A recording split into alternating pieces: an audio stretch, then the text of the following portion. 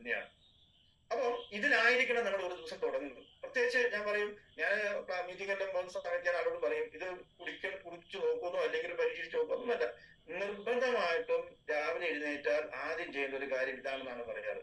എന്ന് പറഞ്ഞാല് ഒരു 2 സ്പൂണെങ്കിലും മിനിമം രാവിലെ എഴുന്നേറ്റ് വന്ന് പറഞ്ഞ വെറും വയറ്റില് ഗോകുമാർ സാറൊക്കെ പറയുന്ന പോലെ വായ വരെ കഴുകണ്ട, നേരെ വായിലേക്ക് ഒഴിക്കുക, ഒന്ന് ഇങ്ങനെയാക്കേണ്ട, വേറൊന്നും നോക്കാൻ, അതിനുശേഷമേ ബാക്കി കാര്യങ്ങൾ ചെയ്യാൻ വേണ്ടി പാടുള്ളൂ. അപ്പം ഇത്ര മാത്രം ഗുണകരമായിട്ടുള്ള ഒരു എണ്ണ നമുക്ക് കിട്ടുന്നത്, നമുക്കറിയാം ഇപ്പൊ പാചക എണ്ണയായിട്ട് വെളിച്ചെണ്ണ ധാരാളം ആളുകൾ ഉപയോഗിക്കുന്നുണ്ട്. വെളിച്ചെണ്ണയുടെ വില എന്താണ്? കുറെ ആളുകൾ ഇപ്പൊ തവിടെണ്ണ വാങ്ങി ഉപയോഗിക്കാൻ വേണ്ടി കാരണം ഒരു പരിധി വരെ തവിടെണ്ണയ്ക്ക് വില കുറവും അസമയത്ത് എണ്ണയ്ക്ക് വില കുറവാണ്. വെളിച്ചെണ്ണയ്ക്ക് 450 രൂപയ്ക്ക് മുകളിൽ വിലയാണ്. അപ്പൊ വില കുറഞ്ഞ് കിട്ടുന്ന ഒരു എണ്ണ എന്നുള്ള നിലയ്ക്കെങ്കിലും കുറെ ആളുകൾ ഉപയോഗിക്കാൻ തുടങ്ങിയിട്ടുണ്ട്. അതിപ്പം നല്ല സെയിലാണ് ഷോപ്പുകളിലൊക്കെ.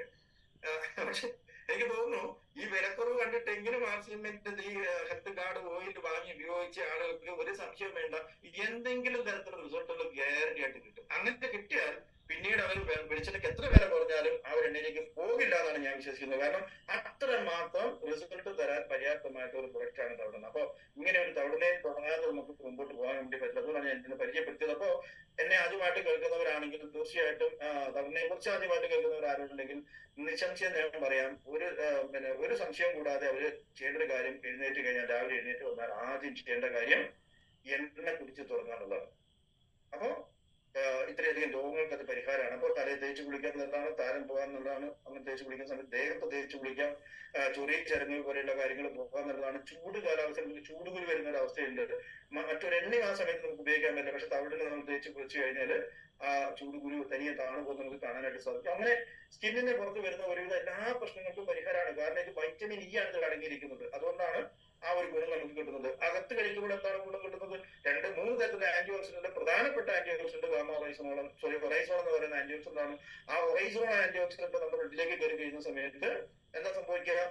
ആന്റി ഓക്സിഡന്റ് ആയിട്ട് പ്രവർത്തിക്കുന്നു, ഓക്സിഡേഷനെ തടയുന്നു. ഫ്രീ റാഡിക്കൽസ് നമ്മുടെ ശരീരത്തിൽ ബ്ലഡിലേക്ക് ഉണ്ടാകുന്ന ഫ്രീ റാഡിക്കൽസിനെ തടഞ്ഞുകൊണ്ട് ക്യാൻസർ പോലെയുള്ള മാരകമായ രോഗങ്ങൾ ഇത് തടയുക ചെയ്യുന്നത്.